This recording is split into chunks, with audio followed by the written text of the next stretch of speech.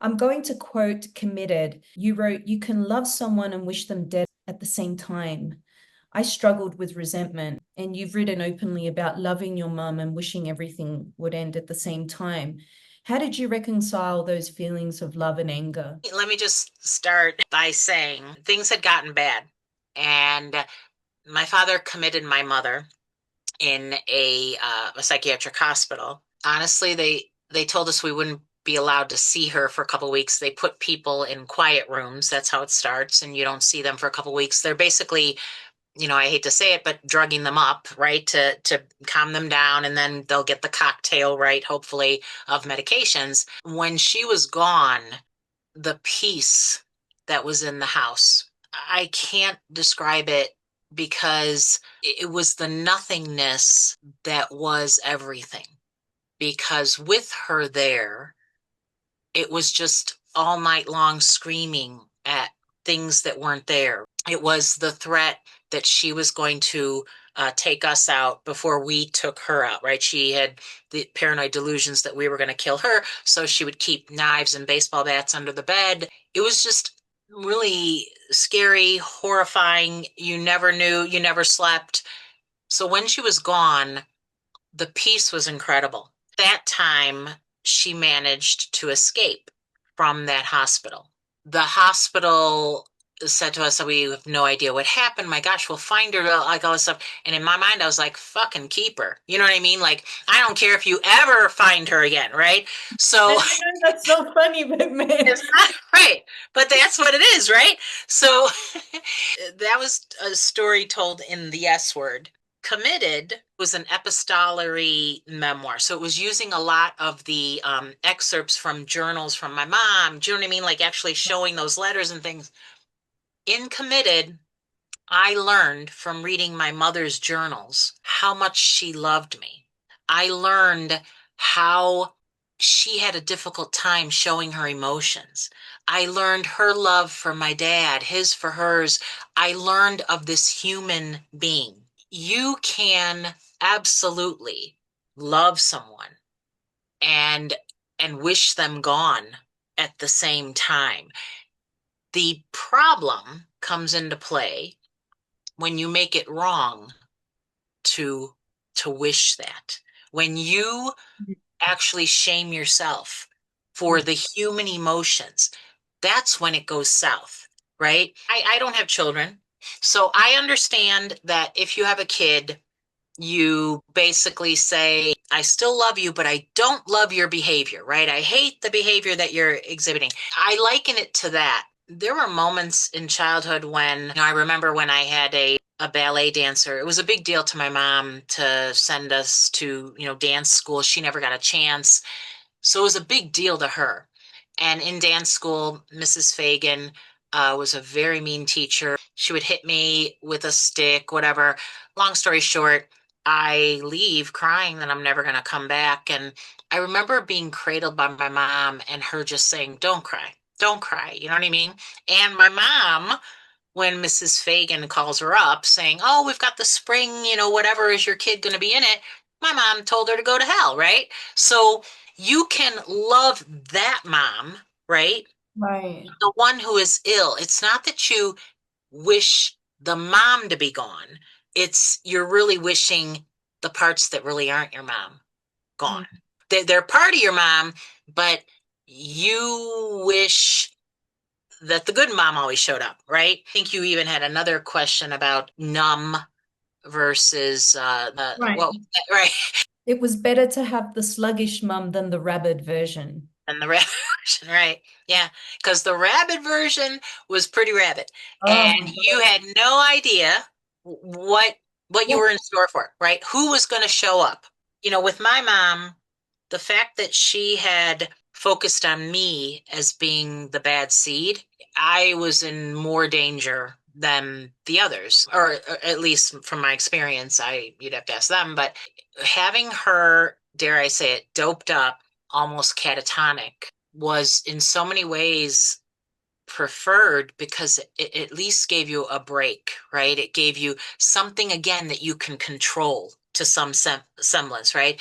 And listen, I want to put this out there too. I am not advocating that we, drug No, people out, put them, that's not what I'm saying. Think of it this way. I go to the doctor. Doctor says, "Oh, you've got XYZ. Here's pills. Take it for 10 days. Take it till the whole bottle's done, and then, we'll come back and we'll talk." What do? By day 7, I'm feeling pretty great. So I stopped taking the meds. Why should I be any different than someone who has a mental illness? They take those pills, they start to feel better, right? And they don't want to take, who wants to be dependent on pills the rest of their lives? When it comes to a mental illness, you have to manage it, right? But we're all human and we don't want to keep taking those pills. That's understandable. So my mom, that's what she would do. So would my little sister. I don't know about your mom, but the minute that they were getting stable, they would go off their meds, right? I never thought of it that way. It's true because, with a cold, you'll take medication and the doctor will say, take it for 7 days. And Yeah. by the third day, well, I'm feeling great, so I suspend Feeling everything. great.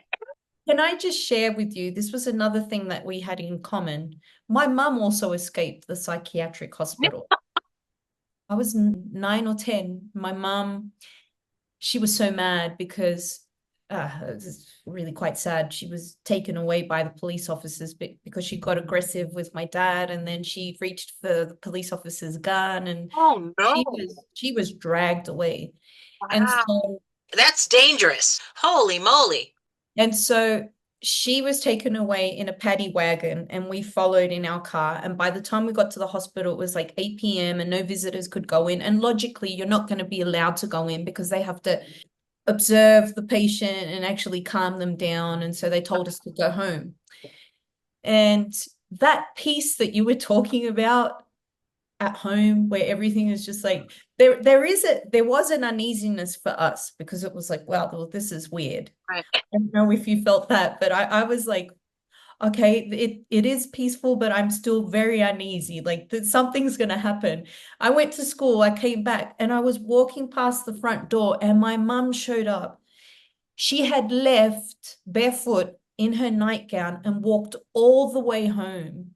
It took her about 4 hours. Her feet were, burnt Oh walking barefoot, and it was sunny, summer in Sydney. It's gosh. very hot, and she was Wow. sunburned, and her hair was just like this Wow. mess. It was just buffed out. I did a double take on the door because I was like, oh Yeah. my God, what? You're supposed to be at the hospital. And she was like, Sandra, you left me there. That was the first thing that came out of her mouth. Oh I God. obviously, I've struggled with guilt Bless you. and, feeling guilty for anything really, like trying to do normal teenage things. Like all my life, I've felt guilty. Like I always felt I had to be with her to protect her. Yep. And I didn't have such a big family. It was just my dad, my brother, and I with my mom. And my brother, he came of age, his teenage years, he was doing everything to be out of the house, just like Yep. brother. Like my brother, right? Yeah. And it was far more accepted. All of the permissions were given to the son, and every other permission was denied to me, you Yep. know. So Yep. all the time I was with my mom. And so that time when she escaped the hospital, I literally crapped my pants. And then the police came back for her. So it was just like this never ending thing. I begged her. I was like, please go with them because otherwise they'll drag you away like they did last night. And I just wanted to avoid that. And Yeah. the only way that I could convince her was telling her that I would ride in the police car with her. So Sure. I went out in the police car with her, and she was Wow. committed for about 2 weeks. Well, and another similarity, we had to tell my mom that if she went with the police, they were going to take her statements on what we were trying to do to her, on how the house was bugged. Like we made it as if she was right. So, and you are spot on with that guilt, right?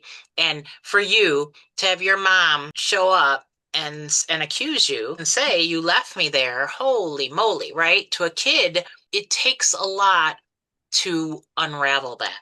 and Right. to realize you were doing it not because you wish she was gone, quote unquote, but you wanted mom. You wanted the best of mom. And mom wanted the best of mom. She just wasn't in a place to know that for herself. What I loved about reading both your books is that you showed the inner dialogue you had with what was going on outside. And the part that I read when you went off to college, every single thought came back to family and your mum, and at the same time you were trying to stop yourself from thinking, why am I always thinking about what's going on at home? But you were never at peace with going away and being a normal college Right. student.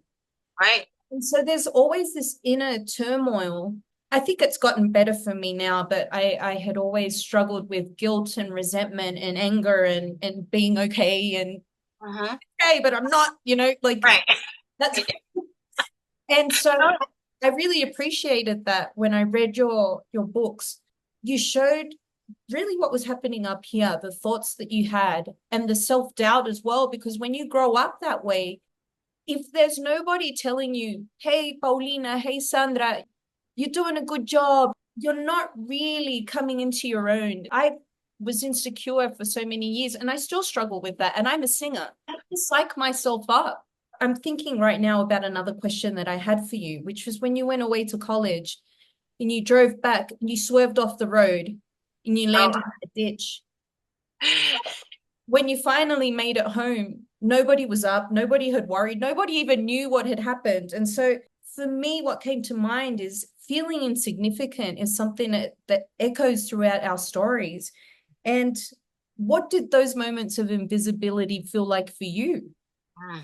Several feelings. First and foremost, there was that feeling of shock that, I mean, literally, I could have been plowed over, left in the snow, died, whatever. Nobody would have even sent out a search party.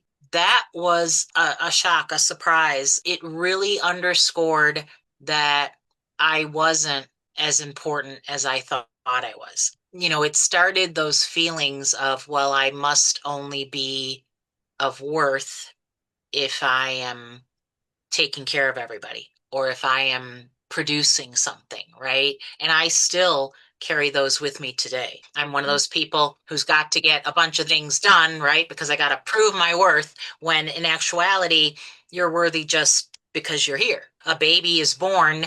You don't look at the baby and say, what have you done for me lately? Right? No, baby's born and you're like, oh my God, you're perfect. You're right. We all still are. We just go Mm, through experiences that make us think we don't matter unless someone else validates us. And when you grow up in a home where the priority is on someone who is ill or someone else for whatever reason, you do feel dismissed, devalued, right? I do life coaching and I work with a lot of women, and we all seem to have gotten some sort of a message that unless we are in servitude of others, often to the neglect of ourselves, mm, we don't count. That's got to change. For me, that whole that whole incident from childhood, I have carried it forward, and it's why I really recommend that book, The Origins of You, because that priority wound sticks with you, and it takes a lot of work, a lot of self practice to realize it doesn't matter if someone else gives you those accolades, if someone else even realizes that you are here. The only thing that matters is yourself believing and knowing that you are of worth. The only thing that matters is what you believe inside on everything. So, yes, in those days as a kid, driving and being away for hours and possibly could have ended up even worse and nobody realizing it when I get home. Oh yeah, that underscores a lack of that I matter at all. And even worse, not being able to say something about it because you grew up as the caregiver, you hesitate than saying something like, hey, it would have been nice if somebody looked for me, or you don't say that because you don't want to add more trouble to a troubling situation.